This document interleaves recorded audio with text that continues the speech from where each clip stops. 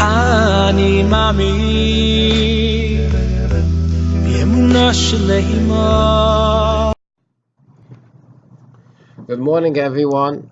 As you know, this Shabbos is a very unique Shabbos because the 17th of Tammuz, which is normally the first day of the 3 weeks, which starts off with a fast day from morning to evening, this year is on Shabbos, and the Torah says that we push it off to on Sunday because on Shabbos pushes off the negativity of the fast day, and the only thing that remains is the positive of the fast day.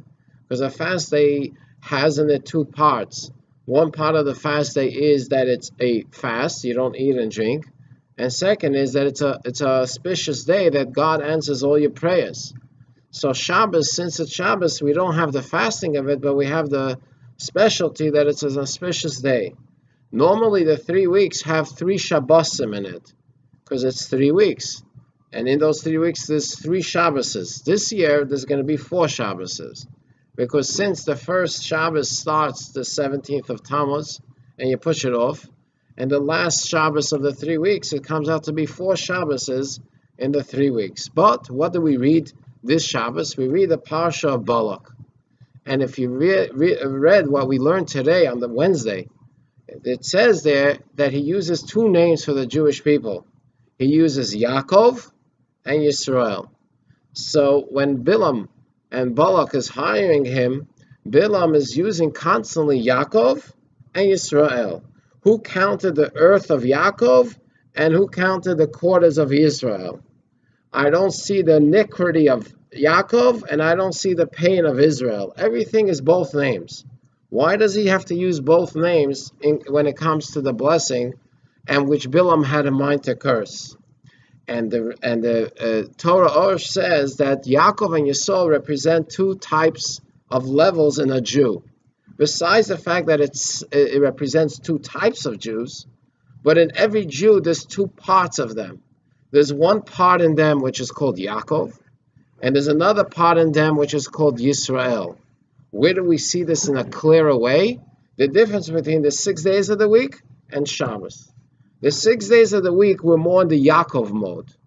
On Shabbos, we're more in the Yisrael mode. Why? What is Yaakov, the translation of the word Yaakov? Yaakov has 2 words in it. Yud, Akev. Yud represents Chachma, wisdom, and Akev represents the heel. Because during the weekday, a Jew is involved in work, in the 39 work that we do during the weekday, and we're involved with the world, we're involved with the day-to-day affairs, so therefore we're dealing with the heel. Heel means the lowest part of the world. However, what is our job in those 6 days? To bring the yud, which is the wisdom, which is the highest level, and bring it into the hill. That's the weekday Jew. Then comes the Jew, which is the Shabbos Jew, which is Yisrael. What is the translation of the word Yisrael? Yisrael is Li Rosh. He's my head. The Jew is God's head. That means the Jew lifts himself above the world, which that's what Shabbos is about. Shabbos is a day that a Jew is above world. You don't work, not because you're not allowed to work, but you can't relate to work. You're on a level that work and you don't have a relationship because you're above it. You're above time and above the reality of the world. However, Yisrael itself is not enough. You need to have Yaakov. What was Bilam's plan?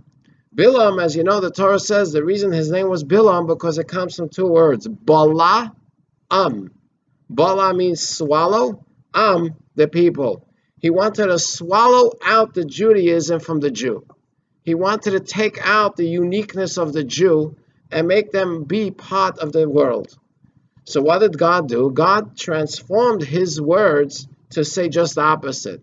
Instead of saying that the Jew is not a Jew and he's just a regular person, you're going to bless them on both levels.